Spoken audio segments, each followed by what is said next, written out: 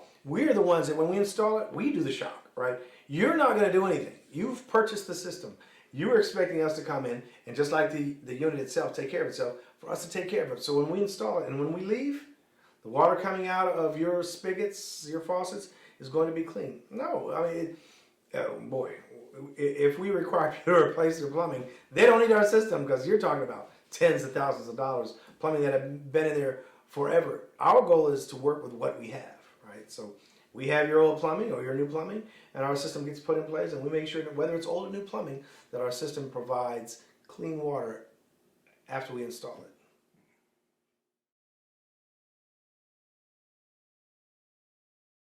Well, I don't live in here, and that's true. But I'm just not the only person on the planet. And I've got this thing about kind of the contribution of every human being to life, right? So let's say you live over in Southeast Asia, or you live in Brazil, you live someplace where the water is not of great quality. You get up every morning, and guess what? You have to drink the water, whether it's clean or not, if you want to stay alive. So if in the morning you get up and you drink water which you know is going to make you sick, how could you possibly add to the body of work that we as humanity are destined to add to? You can't add if you're sick. If you've got diarrhea all day, stomach's messed up, or you're just sick. My goal is about my potential, right? How I can be the best that I can be, right? And I understand that clean water is part of that. Well, you're over there and you have that same desire, but you can't because you spend half your day sick, or you spend days sick. What would happen if we were to remove that from the equation? What would your life be for yourself, your family, the people you care about, society at large, if the one thing that you didn't have to worry about is the one thing that keeps you alive, that doesn't matter what kind of day you're having or how you're feeling, you have to drink, right? So that for me, because I think I'm phenomenal, but I'm not the only one. How do we get all those other phenomenal people out of there to a place where they can actually kind of move forward with their life, right? Not have to spend their days taking meds to just kind of get through the day. What would happen to those people who have ambitions, desires, that they'd like to pursue, but they're sick all the time, right? What if we remove one part of that equation? That's my thing. I want potential. I want people to be able to realize the potential. I'm doing it for myself by fulfilling this passion of providing clean water to the world. But I'm not the only one that has that passion. Maybe you over, in Africa, don't have the desire to invent, the world's greatest water purification system. Your desires might be different, but it all starts with a clean glass of water.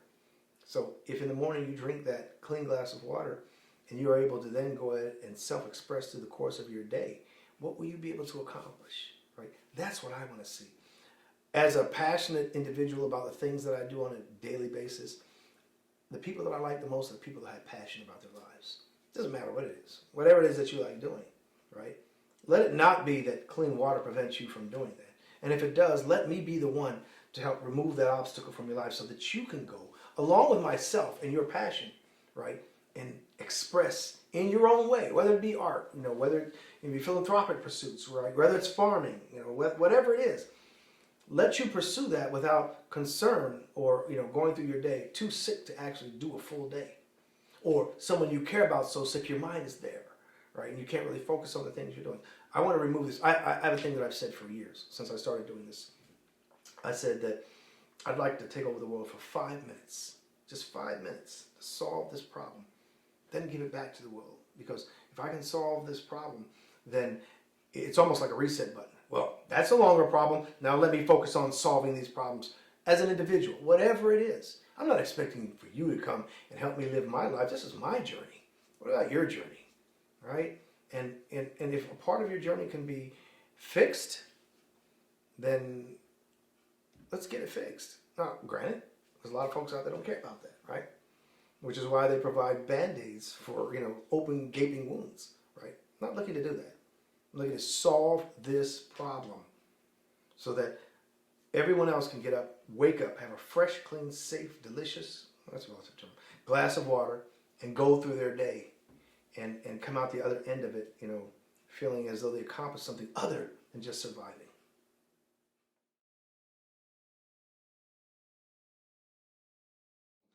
I'm not blessed with rich friends, right? I'm not blessed with connections. And so, yes, I've used a lot of my own money, a lot of my family's life savings in the pursuit of this dream. I felt driven. I felt I didn't have a choice. I felt led this whole process, whether it was taking that cruise and finding out about it, to even how I ended up connecting to the person that I did in the Virgin Islands. I connected to the person that I mentioned earlier about getting my units installed in this home because a gentleman down the street that works at the local auto parts place, who's from the Virgin Islands, working at the local auto parts place, we were talking and he told me they had a brother, or forgive me, a cousin that lived in St. Thomas that was in the water space. So you start looking at those things, you're like, wow, I'm kind of led down this. Well, let me see where this path takes me. It has not been an easy journey, I'm not going to lie. But I'm not complaining because those kind of things build character, right? I'm not the kind of person that can write something on a napkin and get $1 million behind me. I'm actually the other end of the spectrum, right? I have to invent the device. I've got to get the patent. I've got to get the traction. I've got to go and develop a minimum viable product and show that it works. I don't think it has anything to do with me, my race, or things like that. It kind of goes back to what I said earlier about water not being sexy. Now, if I'd have created an app, I probably had the whole world behind me, right? But I didn't. I actually created something that we all need, but other people are doing that, and I can buy it from the store. So it does take a bit, right? And the journey when it comes to creating your whatever it is you're creating, your widget, and getting people to buy it it's not an easy journey. And when you get to the point where you've kind of reached your genetic limit or how much money you can give, you're going to end up being divorced or broke, living under a bridge. You start having to ask other people for help. And depending upon what it is you're introducing, and I think I read someplace that it's difficult for everyone, right?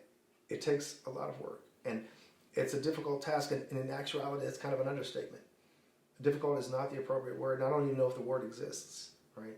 You have to be persistent, and with a capital P, you have to push, and you have to get used to hearing no, or it's nice, but come back to us later, or you're not quite there. And through my entire journey of inventing the device and and getting into work, getting the patent, and getting installed, doing a full 1 year pilot project with 7 units that showed that it worked fantastically. Going out and asking for more financial help, they're like, well, you haven't sold me yet, right? I'm like, oh my God, right? And it's true, but for the powers that be in this world that are going to invest or lend you money, they generally want to know that there's going to be a return, right? So you can invent the greatest thing in the world, but if no one's going to buy it, then why should they give you money? And that's fair. So you have to constantly ask, and you have to ask everyone. You have to not be afraid of hearing no. You have to be everything. There's a saying that I have, and it is, some people will do anything to succeed. I will do everything, right? And what that means to me is, of course, within reason, right? I'll get up and reach out to everyone. I'll answer every email, make every phone call, give every demonstration, regardless of where it is or who it's to try to get this thing out there, because there is that person or persons or entity out there that would say yes if they only heard of me, kind of like the Dr. Seuss thing, Horton Hears a Who, right? They didn't believe that anybody lived on that dust speck, right? That's me. I'm the who on the dust speck. And so yes, the journey at this point, after I've done what I would consider the heavy lifting, is as difficult as having invented the device. I have to keep knocking on doors in order to get it done. And it's a labor of love, and I will do it until it gets done, because I think it's impossible to fail. The only time you fail is if you decide you just can't win. Not part of my lexicon.